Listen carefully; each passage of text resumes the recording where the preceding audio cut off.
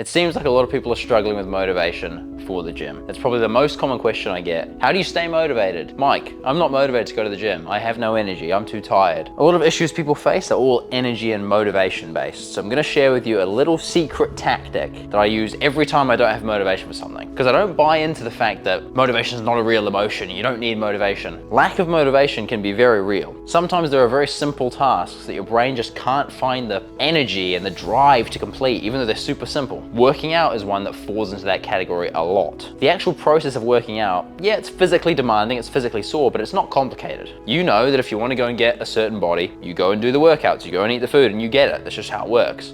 It's not like starting a business or passing an exam that's actually quite mentally taxing and confusing. It's not like that, it's pretty simple. If you give me 3 or 4 minutes, I'll keep this brief, and I'll teach you how to always get that little bit of motivation that you need. I could make this a super complicated video, but I'm not going to. There's one strategy. I call it the 1 foot forward strategy. Have you ever heard the saying, the journey of 1,000 miles begins with a single step? That's what we're gonna talk about today. Basically, you probably have all these lofty goals, right? If you're a person of ambition, and everyone that watches my channel seems to be, you have these ideals as to what your life should look like. Some of these will be financial, some of these will be relationship, some of these will be physical. We're gonna talk about physical today because that's the easiest one to understand. Let's say you have an ideal physique over here. You wanna look a certain way. You wanna look like Chris Bumstead. Lofty goal for most people, kind of impossible too. But that's your goal. The sooner you realize that, the difference between where you are now and that goal is just a number of well-executed steps, the better off you'll be. The difference between someone at the beginning of a fitness journey and someone 8 years down the track, 10 years down the track, is just a series of very simple steps done over and over correctly for a long enough period of time. How does this affect motivation? The number one way to overcome a lack of motivation is to break down the task into the smallest possible steps until you reach a point where the step required is so small that it's actually achievable. Let's say you want to get abs. It's a goal of pretty much everyone when they start going to the gym. But to go from where you are to having abs might be a big jump. So big of a jump that it's intimidating you don't want to do it. Therefore, you don't try at all. You don't start eating better, you don't start going to the gym, you do nothing because the difference is too great. You don't have the motivation to get that far. It's too far, I'm tired, you go to sleep. Let's look at this from the realm of the journey of 1,000 miles begins with a single step. What's the simplest, easiest thing you can do that can get you closer to that goal? If I had to guess, the simplest, easiest thing to do would be to watch an ab workout tutorial on YouTube. All you have to do is type in ab tutorial and hopefully my video will show up and you'll click it, like it obviously, and watch it. You've just made a step in the right direction towards having abs. That might seem small, it might seem trivial, but oftentimes the most important steps are those small, trivial steps. And that's the case for a number of reasons. Number one, you've actually made progress, because progress is self-reinforcing. As you make progress towards a goal,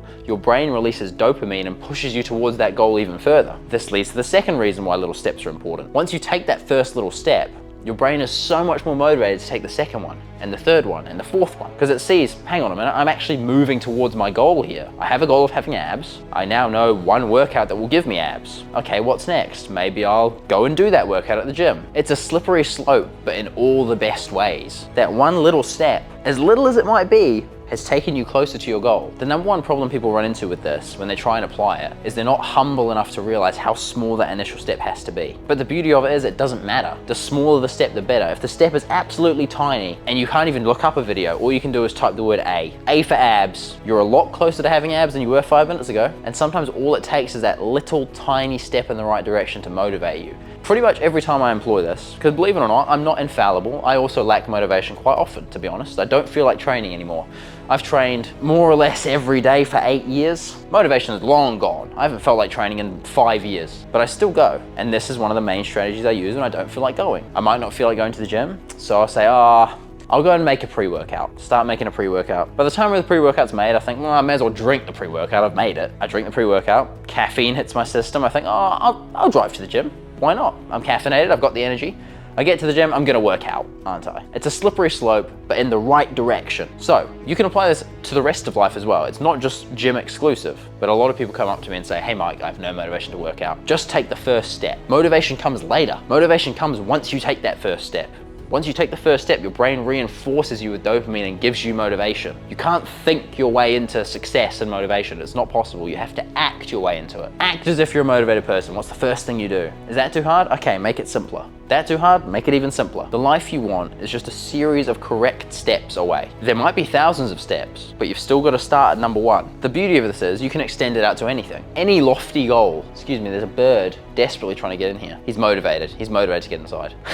The beauty of it is you can extrapolate this to any level of goal. You might want to be an Olympian, but you don't have motivation to train. How about you watch some Olympic highlights? You're a little bit closer to being an Olympian than before. You might watch those highlights and they might give you more motivation. So then you'll look up how to train like an Olympian. That's great. You've made another step along the path. Next step is how to eat like an Olympian. Now you know how to eat like an Olympian. Gradually, piece by piece, you assemble your vision. And trust me, it's just the first step that's hard. All the other ones come easier. Once you hit that positive feedback loop, you spiral yourself upwards. The crazy thing about this is it happens quick. Just take that first step, man. If it seems too large, break it down. Be humble enough to know, I can only achieve this much today, but this much is a lot better than zero. I'll see you tomorrow.